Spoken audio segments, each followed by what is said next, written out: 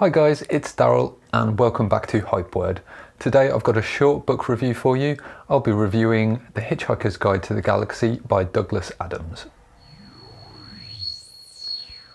Seconds before the Earth is demolished to make way for a galactic freeway, Arthur Dent is plucked off the planet by his friend Ford Prefect, a researcher for the revised edition of The Hitchhiker's Guide to the Galaxy, who for the last 15 years has been posing as an out-of-work actor. Together this dynamic pair begin a journey through space aided by quotes from The Hitchhiker's Guide and a galaxy full of fellow travellers. Zaphod Beeblebrox, the two-headed, three-armed ex-hippie and totally out-to-lunch president of the galaxy. Trillian, Zaphod's girlfriend, formerly Trisha Macmillan, whom Arthur tried to pick up at a cocktail party once upon a time zone. Marvin, a paranoid, brilliant and chronically depressed robot.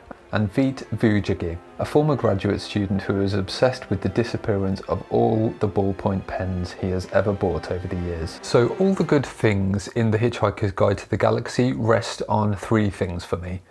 We've got the narrative style, we've got the humour, and we've got the concepts. The humour is embedded throughout the narrative and some of the concepts. And to me, the humour feels very British and very much of an era during the 70s and the 80s, which is when the book was published. And to me, it feels very much the type of humour that you got from TV shows like Monty Python and Blackadder. How are you feeling, darling? Not all that good, Blackadder. Rather hoped I'd get through the whole show. Go back to work at Pratt & Sons. Keep wicket for the Croydon gentleman. Married Doris. Made a note in my diary on the way here. Simply says, bugger. These are very British TV shows, so I'd be really interested to find out what readers in other countries thought of this book in terms of its humour. Now, as a reader and a writer, you hear about a writer's voice a lot. Some writers have more of a voice than others.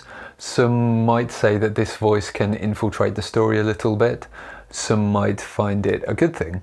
But for me, Douglas Adams had one of the most distinctive voices that I've ever read from a science fiction author. So much so that a lot of the story hangs in the narrative. The pacing of the book is good, if a little slow to begin with. But then suddenly a lot happens very fast, with almost improbable coincidence and sometimes absurd results. But it quickly becomes apparent that that is the very essence of the book.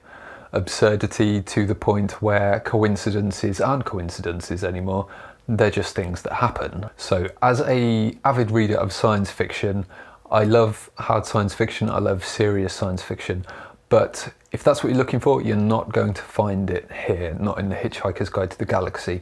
To truly enjoy this book, you need to firstly chill and not take your sci-fi too seriously. It's about looking past those things and realising that if you can't laugh at the destruction of the Earth, what can you laugh at? Now, the book is short in length and it doesn't really conclude in any type of satisfying way. For me as a reader, I was satisfied with the humour throughout the book, so it didn't really matter too much to me, but somebody that's looking for the story to have a concludey ending might not appreciate this. There are, I think, 5 other books in this series, and to find out what happens to the characters, or to get any kind of concluded storyline, you need to continue on with the series. Now, the characters were interesting in terms of their concepts, but they weren't too three-dimensional, and we don't really get in their heads much. As I said before, the narrative of the book is very much the voice of the book, so the narrative doesn't really enter the point of view of the characters a whole lot. Again, for me, this didn't really detract from the enjoyment of the book. If I want to delve into the motives of complex characters, I'll look to other science fiction to do that. For me, the standout character through the book was the paranoid, depressed android Marvin. I watched the film long before I read the book, so for me, every time I read this character, I had the very distinct voice of Alan Rickman in my head, which was very pleasant. I think you ought to know I'm feeling very depressed. I love Alan Rickman. So overall, I really enjoyed this book and I found it entertaining and humorous from beginning to end. I will definitely be picking up the next in these series sometime soon. So for this reason, I've given it a 3 stars out of 5. So that's it for this short review. I hope you guys enjoyed it. Please let me know what you think of The Hitchhiker's Guide to the Galaxy in the comments below. So until next time, happy reading.